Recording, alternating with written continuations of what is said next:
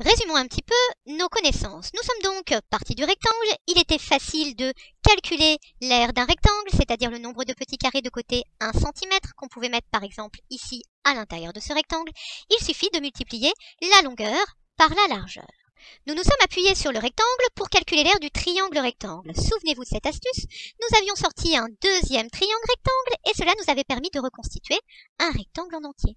Ainsi, l'aire du triangle rectangle était égale au produit des deux côtés de l'angle droit, divisé par 2, puisque nous avions deux triangles rectangles dans le grand rectangle.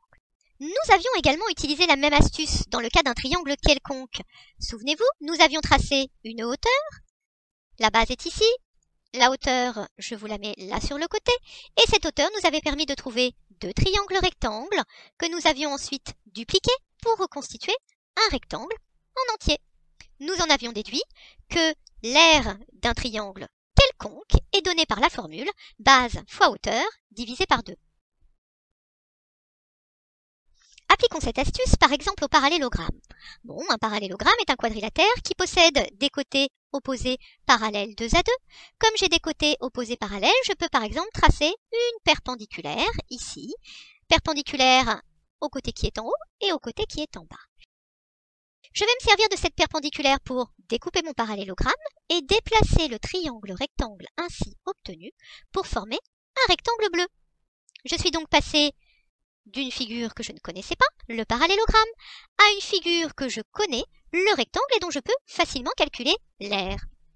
On a donc une base et une hauteur, dessinée ici en vert, qui correspond exactement à la découpe que j'ai effectuée ici. La formule de l'aire pour un parallélogramme est donc la suivante, base fois hauteur. Quand on a un parallélogramme, il suffit de connaître la longueur de la base et la longueur de la hauteur et de les multiplier.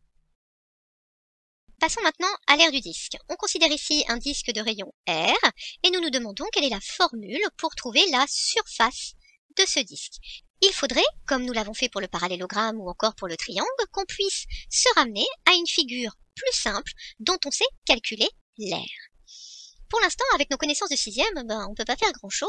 Je peux par exemple tracer deux diamètres, c'est ce que j'ai fait ici, et j'ai choisi des diamètres perpendiculaires pour ainsi découper mon disque en 4 parts égales.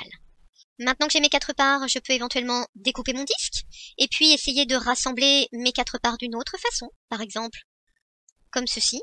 Ce n'est pas très satisfaisant puisque vous observez que là, au-dessus, il y a toujours une courbure, que donc je ne sais pas calculer pour l'instant, et en dessous également. Dans la forme actuelle, je ne peux donc rien faire de cette figure. Par contre, les mathématiciens sont des gens qui sont têtus. On va donc conserver l'idée de découper et d'assembler, mais en augmentant le nombre de parts. Regardez. Nous avons donc notre disque, ici découpé en 4, et nous avons placé les parts les unes dans les autres. J'attire votre attention ici sur le fait que la longueur qui est violette correspond en fait au rayon du disque. Je vais donc multiplier le nombre de parts. On peut arriver déjà à 20 parts. L'arrondi est encore un tout petit peu visible sur chacune de ces parts. Les parts s'imbriquent bien les unes dans les autres. Nous retrouvons en violet ici notre rayon. Si j'accélère encore un petit peu la découpe et que je passe à 54 parts par exemple, on constate que l'arrondi ici n'est quasiment plus visible sur les parts.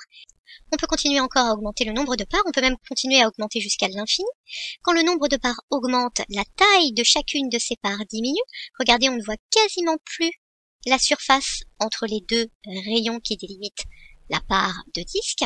Et si je pousse encore un peu, par exemple ici avec 240 parts, la figure ainsi reconstituée ressemble finalement à tout plein de rayons placés les uns à côté des autres, et ça forme ainsi un rectangle. On pourrait continuer ce processus de manière infinie et arriver ainsi à un rectangle parfait. Nous pouvons donc dire que le disque qui est ici a la même surface que le rectangle qui est là, puisque j'ai simplement découper ce disque et repositionner les parts d'une autre façon. On peut s'interroger maintenant sur les dimensions du rectangle qui est ici.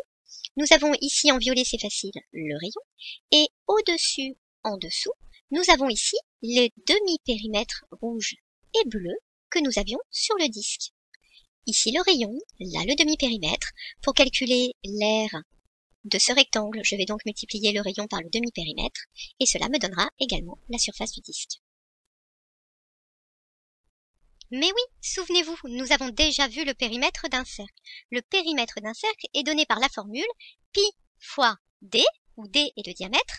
Et comme il y a un lien entre le diamètre et le rayon, nous avions vu aussi que cette formule, on pouvait l'écrire 2 fois pi fois r, r étant le rayon. Je vous rappelle que pi est une lettre grecque qui désigne ici un nombre infini dont la valeur approchée est environ 3,14 au centième. Je vous rappelle également que nous avons besoin de la calculatrice quand nous calculons un périmètre. Reprenons notre disque. Nous avons donc ici, sur le rectangle, un demi-périmètre. Le périmètre est égal à 2 fois pi fois r. Quand on utilise l'expression demi-périmètre, cela veut dire que l'on prend la moitié du périmètre. La moitié de 2 fois pi fois r va être égale, du coup, à pi fois r.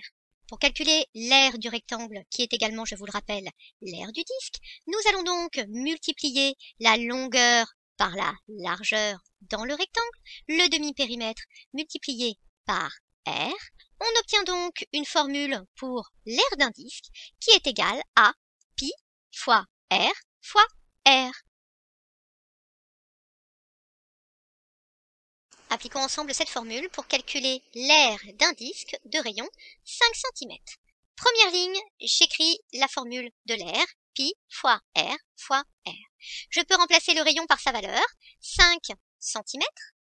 A est égal à pi fois 5 fois 5. Cette multiplication 5 fois 5, je suis capable de trouver sa valeur. 5 fois 5 est égal à 25. Je vais réécrire A sous la forme 25 pi.